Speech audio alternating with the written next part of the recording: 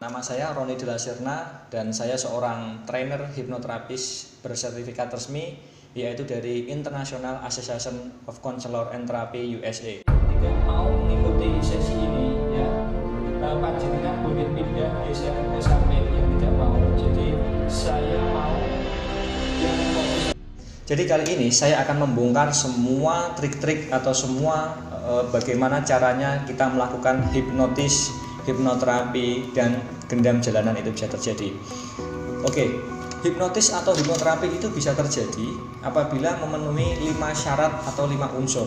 Yang pertama adalah preinduksi, yang kedua adalah induksi, yang ketiga adalah deepening, yang keempat adalah sugesti, yang kelima adalah terminasi. Baiklah, kita akan membahas satu persatu dari bagian-bagian unsur tersebut. Untuk preinduksi sendiri adalah proses di mana kita melakukan pendekatan terhadap klien, di mana sebelum kita melakukan induksi atau sebelum kita melakukan membuat orang menjadi rileks atau nyaman, harus kita tes sugestibilitasnya dia, apakah dia termasuk orang yang sangat mudah dihipnotis, atau dia termasuk orang yang sedang atau bahkan yang sulit dihipnotis. Nah, jadi apabila kita mau melakukan hipnotis jalanan atau hipnotis panggung, kita wajib mengetahui tipikal-tipikal dari seseorang tersebut. Kita tes sugesti dengan cara preinduksi itu. Apabila dia mudah atau dia mampu mengikuti instruksi dari kita, maka dia termasuk orang yang sangat-sangat mudah dihipnotis. Dan tentunya apabila orang tersebut mudah kita lakukan tes sugesti pada tahap preinduksi, maka dia termasuk orang yang sangat mudah dan akan sangat-sangat mudah sekali untuk kita hipnotis atau kita induksi. Oke, itu adalah pengertian preinduksi. Terdiri dari macam-macam contoh. Jadi yang pertama adalah yang biasa saya lakukan adalah membuat jari ini ya, jari ibu jari dengan jari telunjuk itu menjadi lengket. Yang kedua mungkin bisa dengan mata terkunci atau mata dikasih lem. Yang ketiga mungkin bisa dengan menggunakan tangan kaku, sugesti tangan kaku menjadi baja. Atau yang ketiga mungkin kita bisa menggunakan balon udara. Jadi orang kita sugesti seperti memegang balon udara. Yang selanjutnya bisa kita coba menggunakan ini ya. Jadi dia duduk dan kursi yang didudukinya terdapat lemnya. Nah, itu adalah beberapa tahapan-tahapan dari preinduksi dan contoh-contohnya adalah seperti yang saya sebutkan tadi. Jadi Anda bebas memilih salah satu yang mana saja. Setelah ada orang yang berhasil melakukan tahapan seperti itu, maka syarat yang kedua adalah induksi, di mana induksi tersebut adalah syarat untuk membuat orang menjadi terhipnotis ya. Jadi dia sudah masuk ke preinduksi. Setelah itu kita giring atau kita arahkan ke induksi. Induksi adalah proses di mana ide kita bisa masuk tanpa kritik. Jadi seperti shock induksi ataupun seperti titik fokus atau seperti macam-macam, nanti akan saya kupas. Kali ini saya akan mempraktekkan preinduksi menggunakan jari-jari yang lengket. Oke, baiklah sekarang Mbak Risma. Mbak Risma sekarang tangannya boleh fokus ya. Ini coba, oke. Fokus seperti ini, matanya pandangannya ke sini. Oke. Sekarang bayangkan Mbak Risma, sekarang jari ini ada lemnya, terus ada lemnya, sehingga kalau ada lemnya, tangan ini menjadi lengket. Paham ya Mbak Risma ya? Oke. Pada hitungan ketiga nanti, entah bagaimana caranya, tiba-tiba tangan ini menjadi lengket sekali, terus lengket sekali, bagus. Oke. Dan sekuat apapun Mbak Risma mencoba untuk melepaskannya, justru yang terjadi tangan ini menjadi semakin lengket dan tidak bisa dibuka karena tangan ini ada lemnya. Paham ya Mbak Risma ya? Oke. Pada hitungan ketiga nanti cobalah Mbak Risma untuk membukanya. Namun justru yang terjadi tangan ini akan terkunci karena ada lemnya. Pada hitungan ketiga boleh Mbak Risma untuk mencoba membukanya, tapi justru Mbak Risma tidak akan mampu untuk membukanya. Oke, 1, 2, 3, cobalah. Nah, lengket kan? Lengket? Iya. Nah, rasanya gimana? Kaku mas. Kaku. Kakunya itu kaku banget ya? Kaku banget. Oke. Inilah preinduksi atau uji sugestibilitas menggunakan tangan terkunci atau kita kasih sugesti lem. Dan kalau berhasil, orang yang akan kita hipnosis itu akan menjadi seperti ini. Jadi dia tidak akan bisa terbuka. Andai pun kalau nanti Anda melakukan kegagalan, berilah edukasi yang pas atau yang tepat. Karena pemahaman dari klien atau pemahaman dari orang yang kita hipnotis itu sangat penting. Jadi logikanya kalau misalnya ini lengket harus ada lemnya atau ada semennya. Jadi pastikan samakan pemahaman Anda dengan orang yang Anda hipnotis. Oke, sekarang sebelum cara ini, sekarang Mbak Risma, Pak hitung 3 nanti tangannya menjadi normal. 1, 2, 3 normal. Oke, normal ya. Oke, nah itulah ketika kita sudah berhasil memberikan sugesti, maka tangan Mbak Risma tadi bisa lengket. Ketika kita sudah memberikan sugesti untuk normal, maka dia akan normal. Itulah tes sugestibilitas menggunakan tangan lengket. Oke, baiklah, kali ini saya dengan Mbak Karisma ya, Mbak Risma. Jadi saya akan mempraktekkan bagaimana cara trepingasi itu terjadi. Dan di sini saya menggunakan teknik arm katalepsi atau tangan kaku. Oke, seperti ini Mbak Ayu, Mbak Karisma. Jadi ini tangan Mbak Karisma sekarang ini. Ini sekarang genggam, coba genggam. Oke. Sekarang fokus ke tangan Mbak Risma ya. Oke. Bayangkan sekarang tangan Mbak Karisma ini menjadi seperti baja. Seperti baja, terus seperti baja. Baja itu gimana? Kaku ya. Oke, keras, lagi keras. Keras seperti baja, bagus seperti baja. Sehingga sekarang saat Ayu berusaha membengkokkan, justru yang terjadi tangan ini akan menjadi semakin keras dan tidak bisa dibengkokkan ya. Karena tangan Mbak Risma sekarang sudah menjadi baja. Jadi kalau Mbak Risma mencoba dibengkokkan, justru yang terjadi menjadi semakin lurus. Karena tangan ini sudah menjadi baja. Oke, Pak hitungan 3 nanti cobalah untuk membengkokkannya. Tapi justru saat Mbak Risma berusaha membengkokkannya, justru yang terjadi tangan ini menjadi seperti baja. Oke, 1, 2, 3, coba dibengkokkan. Gak bisa ya? Oke, gak bisa. Oke, jadi trik yang pertama adalah kita mencoba untuk memakai arm katalepsi atau tangan baja. Dan saat Anda berhasil, orang yang Anda hipnotis itu tangannya akan menjadi seperti baja karena dia tersugesti tangannya menjadi baja. Oke, Mbak Risma, pada ketika nanti normal lagi 1, 2, 3 normal. Jadi kan ya, normal lagi normal. Normal. Oke, normal ya. Oke, itulah uji coba dari arm katalepsi atau tangan kaku. Kali ini saya akan memberikan contoh uji sugestibilitas menggunakan balon udara. Jadi kalau balon udara ini adalah klien atau subjek kita arahkan atau kita berikan contoh bahwasanya tangan kanannya dia sedang memegang sebuah balon udara. Untuk lebih jelasnya akan saya praktekkan langsung seperti berikut ini. Oke, Mbak Risma boleh duduk yang paling depan. Oke, tangannya seperti ini. Terus tutup mata Mbak Risma. Mbak Risma, sekarang bayangkan tangan kanan Mbak Risma. Bayangkan tangan kanan Mbak Risma sedang memegang sebuah balon udara yang sangat-sangat besar sekali.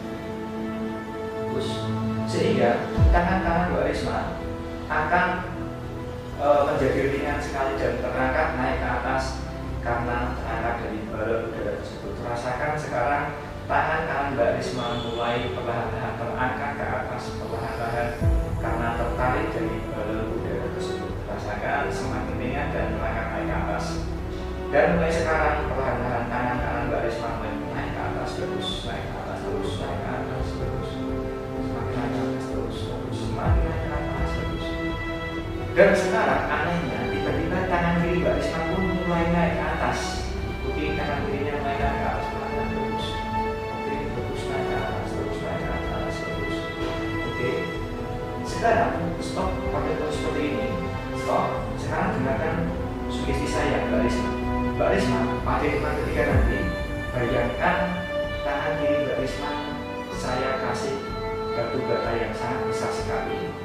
Dan yang tangan kanan Mbak Risma, tangan kanan Mbak Risma saya kasih balon udara yang sangat besar sekali.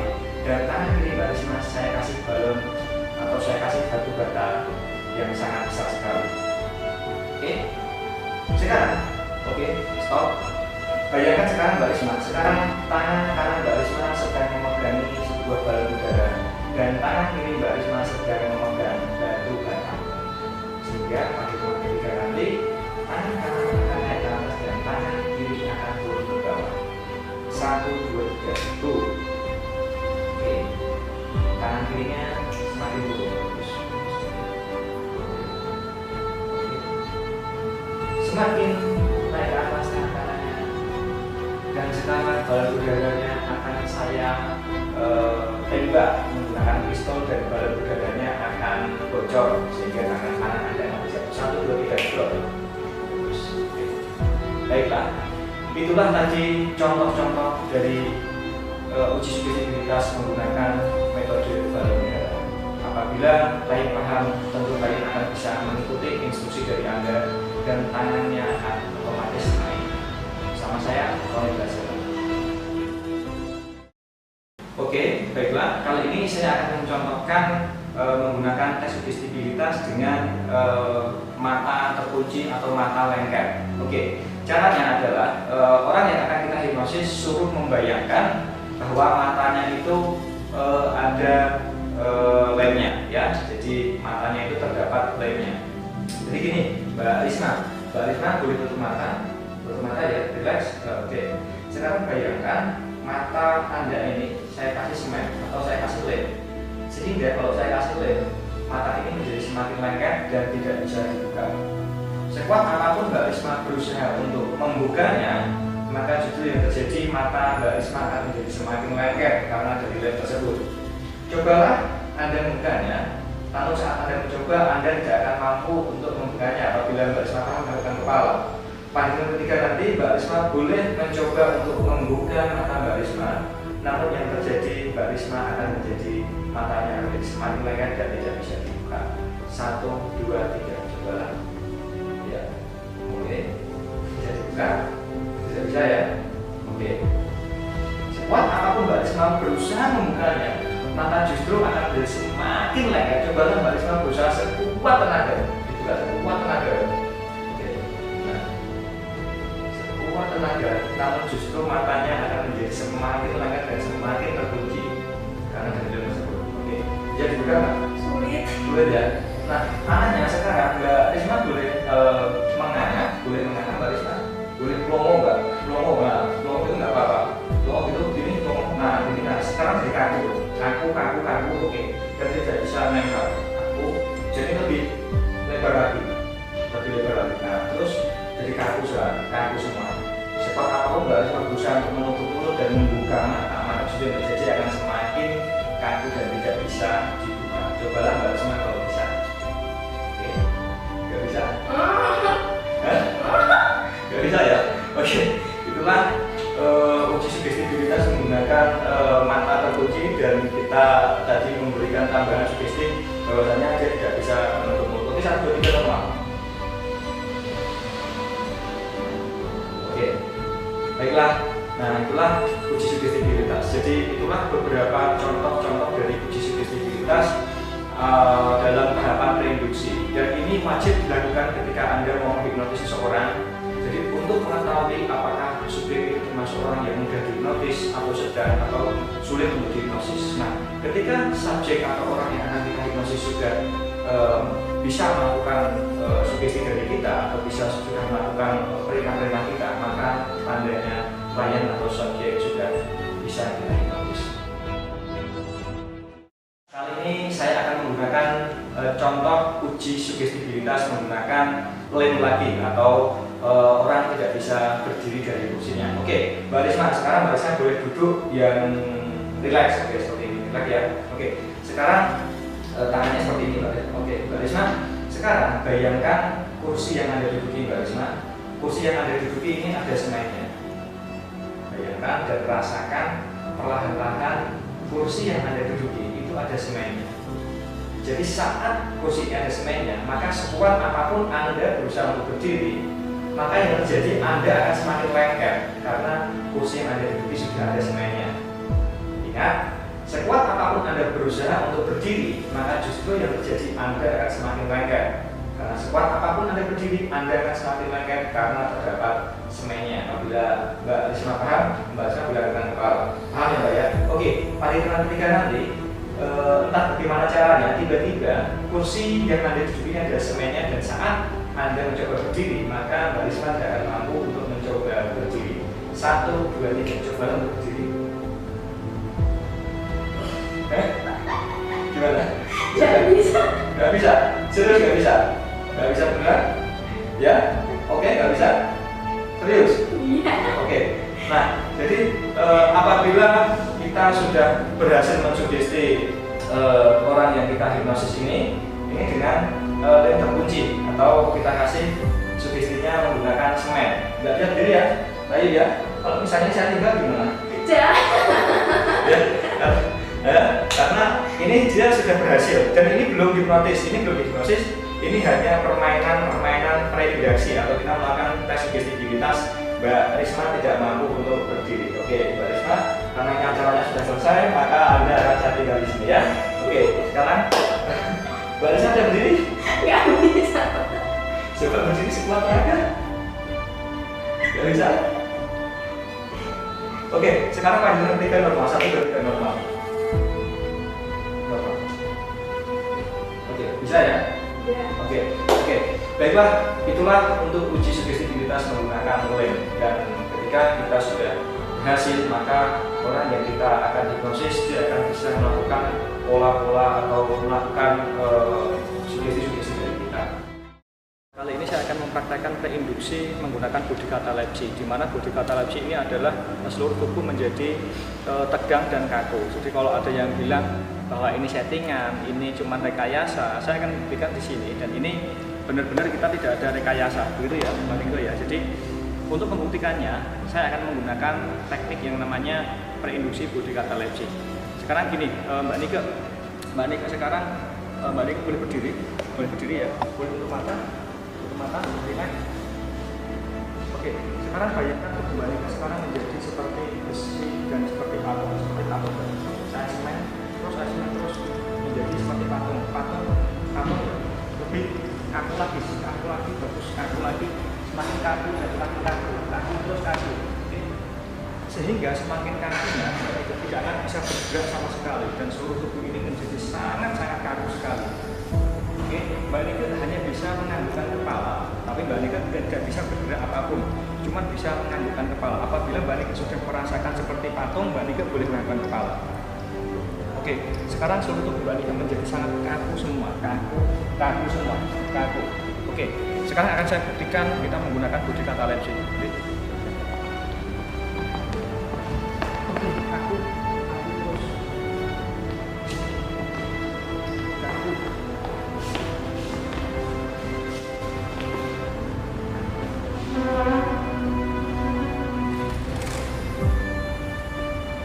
Oke. Jadi ini sudah membuktikan bahwasanya kalau kita misalnya dalam keadaan sadar, kita tidak akan bisa melakukan trik seperti ini karena ini murni hanya bisa dilakukan dengan menggunakan body catalepsy. Dan Mbak Nike ini sangat kaku sekali dan sangat keras sekali. Oke ya. Nah, inilah body catalepsy. Jadi orangnya sangat kaku sekali. Oke, dan akan kita normalkan kembali.